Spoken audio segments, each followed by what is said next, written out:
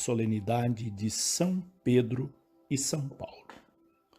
Celebrar São Pedro e São Paulo é celebrar a vida da Igreja na sua totalidade, tanto na sua dimensão estrutural, hierárquica, administrativa e sacramental, quanto na sua dimensão missionária, continuadora da missão dos apóstolos de levar a palavra de Deus aos confins da terra.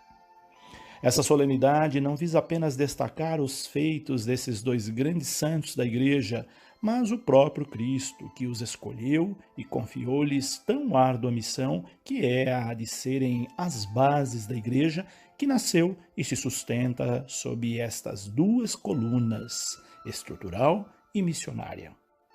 Para entender a missão da Igreja, é preciso entender a missão que Cristo confiou aos seus apóstolos e seus discípulos.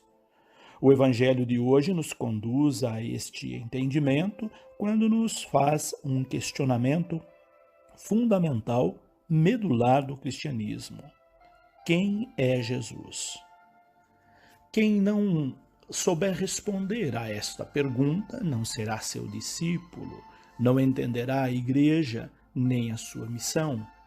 Por essa razão, o Evangelho deste dia nos traz essa pergunta. Dela depende nosso compromisso com Cristo e com a sua Igreja.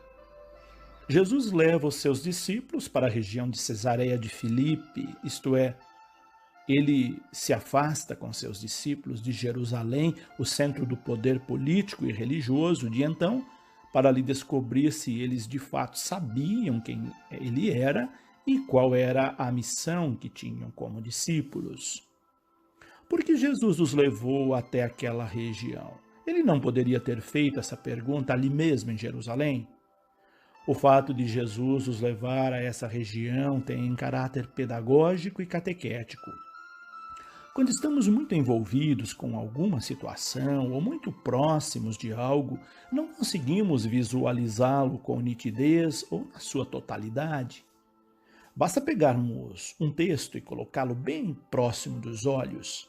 Não vamos enxergar praticamente nada, a não ser um emaranhado de palavras que se misturam e confundem nosso entendimento.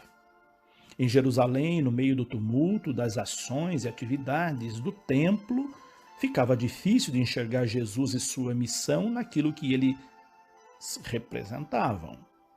Jesus os leva a Cesareia de Filipe, região periférica de Jerusalém, com todos os seus problemas de uma periferia, para que os discípulos enxergassem Jesus e a sua missão longe daquilo que Jerusalém representava e próximo daquilo que representava a sua missão. Nesse contexto é que ele faz a pergunta crucial dos discípulos. Antes, porém, Jesus quer saber o que as pessoas pensam dele. E o que houve não o deixa satisfeito. Embora fosse confundido com pessoas importantes, João Batista, Elias, Jeremias, alguns dos profetas, não houve quem dissesse que ele fosse o Filho de Deus, o Messias. Isso prova que Jerusalém não esclarecia sobre sua verdadeira identidade e missão. Os discípulos, porém, tinham obrigação de saber quem ele era, pois estavam todos os dias com ele, viam e participavam de muitas das suas ações. Por essa razão, Jesus pergunta em seguida para eles: E vós, quem dizeis que eu sou? Pedro, em nome de todos, responde prontamente: Tu és o Messias, o Filho do Deus vivo. Ele não respondeu isso porque ouviu dizer, mas porque Deus o tinha revelado, e a revelação de Deus se deu pelo fato de Pedro, apesar de todas as suas limitações, ter se comprometido com Cristo e com sua missão.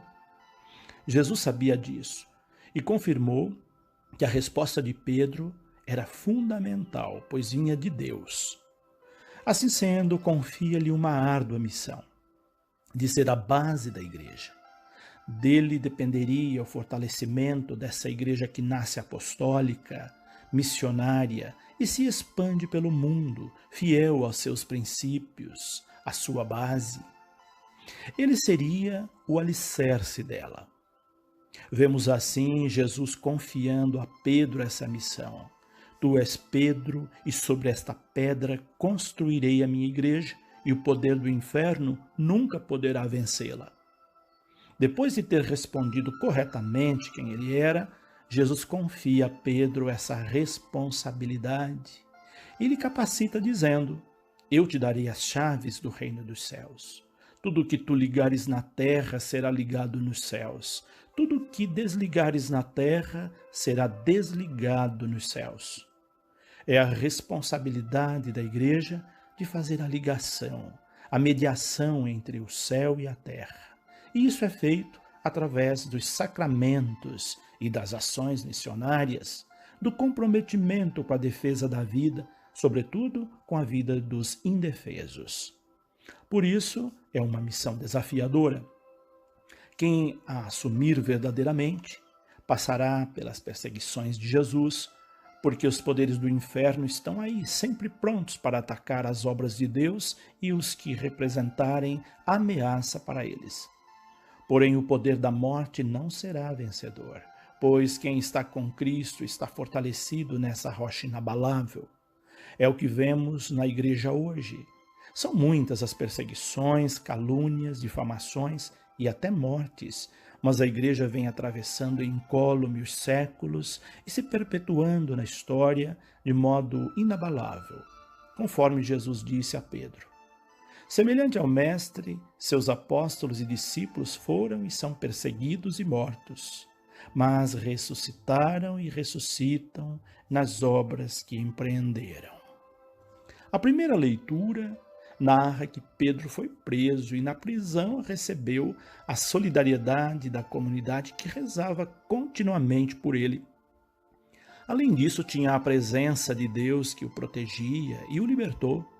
Quando o anjo adentra a cela onde Pedro estava, solta-o das amarras e pede que calce as sandálias, símbolo da missão, coloque o cinto, símbolo do serviço, e o manto, símbolo da dignidade, e o siga. Pedro segue o anjo para fora da prisão, no sentido de seguir Jesus ressuscitado para a liberdade e a vida, vencedor das amarras da morte. Já livre, tem consciência de que Deus o libertou do poder de Herodes. Depois continua a libertar dos poderes de Herodes de todos os que confiam nele e abraçam verdadeiramente sua missão. Algo semelhante ocorreu com Paulo. Paulo foi um dos maiores missionários da igreja primitiva. Foi ele quem espalhou a palavra de Deus por várias partes, através de suas viagens, cartas e outras ações. Empreendeu um verdadeiro combate na missão de levar a palavra de Deus aos confins da terra, sendo fiel ao pedido de Jesus. Enfrentou inúmeras dificuldades, mas não se deixou abater por elas.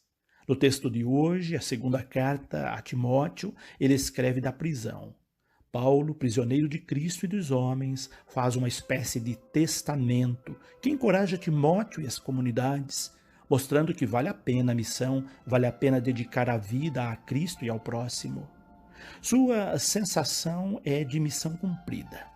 Combati o bom combate, completei a corrida, guardei a fé. Que bom se ao chegarmos ao final da nossa missão neste mundo, pudermos ter essa mesma sensação de missão cumprida, de ter feito algo pela nossa igreja, pelos nossos semelhantes, enfim, por Cristo. Partiremos deste mundo com a consciência tranquila do dever cumprido. É o que Paulo nos leva a refletir. São palavras de encorajamento missionário que devemos ter sempre diante de nós nos desafios da missão. Que a liturgia deste domingo, solenidade de São Pedro e São Paulo, nos fortaleça no nosso compromisso de cristão e no nosso compromisso missionário. Que possamos responder corretamente quem é Jesus, não apenas com palavras, mas sobretudo com nossos atos. Vamos dizer quem ele é verdadeiramente, se nossas ações refletirem o que ele ensinou e viveu. Muitos ainda vão continuar dando respostas insatisfatórias a essa pergunta e seguindo de modo equivocado. Mas isso não pode acontecer conosco, que estamos supostamente mais comprometidos com a igreja.